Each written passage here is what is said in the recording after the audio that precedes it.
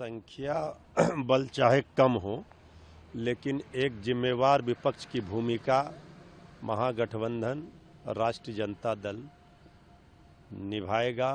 और जनता के मुद्दे पर जो सवाल थे वो आज भी कायम है। और बिहार विधानसभा चुनाव के बाद जो परिणाम आए हैं, ये ठीक है कि हम संख्या बल में कम हैं, लेकिन हमारे हौसले आज भी बुलंद हैं और हम सरकार को घेरने के लिए जितना संख्या मेरे पास है उतना बहुत है। और इसी संख्या बल पर हम सरकार पर दबाव बनाकर बिहार की जनता के हित में काम कराएंगे। देखिए, वो बड़ी अच्छी बात है कि वो समीक्षा कर रहे हैं वो लोग, लेकिन समीक्षा क्या करेंगे? समीक्षा तो जब करेंगे तो गलती तो उन्हीं की आएगी। अभी मैं एक अखबार का हेडलाइन पढ़ रहा था कि समीक्षा के दौरान जो इशू आ रहे हैं उसको फेस करने के लिए कोई तैयार नहीं है। तो सच्चाई ये है कि सभी को अपनी समीक्षा करनी चाहिए।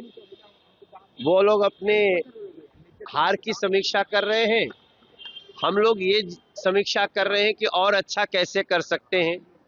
बिहार ने जो विश्वास दिया है उसको हम आगे कैसे सजाएंगे, हम उसके लिए आगे बढ़ चले कि 1 दिसंबर से विधानमंडल का, खास करके विधानसभा का सत्र इसलिए महत्वपूर्ण है कि नई सरकार बनी, जनता ने व्यापक जनादेश दिया और प्रचंड जनादेश दिया, लहर के रूप में जनादेश दिया। तो स्वाभाविक है जो विधायी कार्य है, उस शपथ का कार्य है, ये तमाम कार्यों को संपादित किया जाएगा। ये तो विषय तय करने का अधिकार राज्य सरकार को होता है। अभी हम लोग के पास विषय सूची नहीं आया है, लेकिन उम्मीद भरी निगाह से बिहार की जनता जरूर देख रही है कि यह विशेष सत्र खास होगा।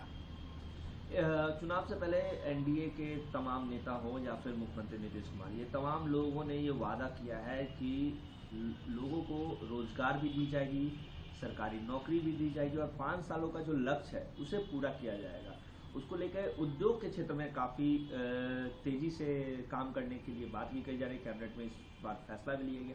क्या कुछ खास होगा उद्योग को लेकर? देखिए, सबसे महत्वपूर्ण है कि 2025 इंडस्ट्रियल पॉलिसी बनाया गया, जो देश में जो मैंने देखा है उसके आधार पर यह दावा किया जा सकता है कि सबसे शानदार हमारा इंडस्ट्रियल पॉलिसी है। राज्य सरकार ने यह तय किया है कि अगर हम भूभाग उपलब्ध कराएंगे तो इतने लोगों को, इतनी पूंजी इन्वेस्ट करिएगा, इतने लोगों को आपको रोजगार देना होगा।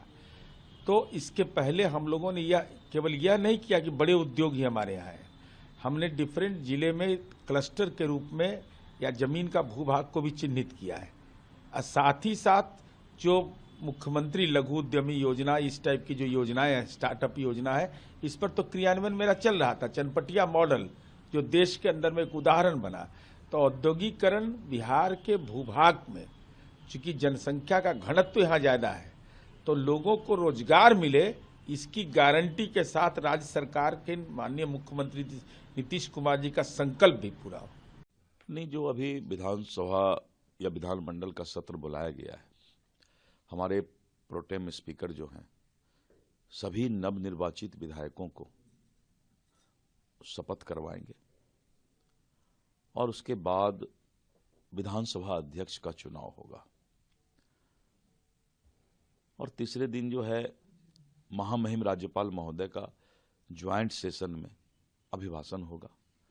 इस बार बहुत ज़्यादा बिजनेस नहीं रह पाएगा, क्योंकि फिर 1.5 महीने का बजट सेशन होता है फरवरी में।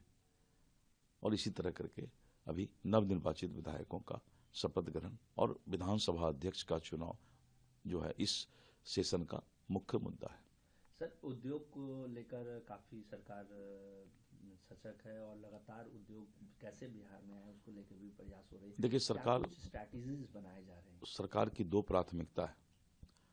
पहला है कानून का राज, अपराध मुक्त बिहार, और दूसरा है युवाओं को रोजगार। और युवाओं को रोजगार हम तभी दे सकते हैं जब उद्योग और उद्योग विभाग को जो है सही तरीके से लोगों के लिए रोजगार का मुहैया कराने का एक साधन बनाएं। और इसी क्रम में उद्योग विभाग में मैंने कल समीक्षा किया और जितने भी प्रस्ताव निवेशक के आए हैं उन निवेशकों को तुरंत जो है सिंगल विंडो सिस्टम से बियाडा जमीन उपलब्ध कराने के लिए प्रक्रियारत है।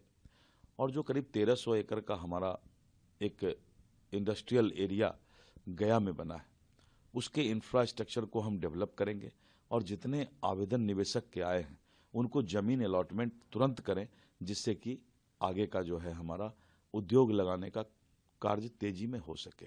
जैसे कि मैं सो रहा हूँ तो पिताजी को जगाना है मुझे, तो वो डायरेक्ट उठाने के बजाय, और हिंसा की परंपरा मेरे यहाँ नहीं थी सौभाग्य से, तो वो क्या करते थे कि उस कमरे में आ जाएंगे या बाहर से गुजरेंगे और चौपाई बोलेंगे, प्रात काल उठिके रघुनाथा मात पिता गुरु नावई माता। कभी कभी मैं गुस्से में उठ करके अरे पापा चरण स्पर्श किया और सो गया। मैंने कहा अब मत उठाना।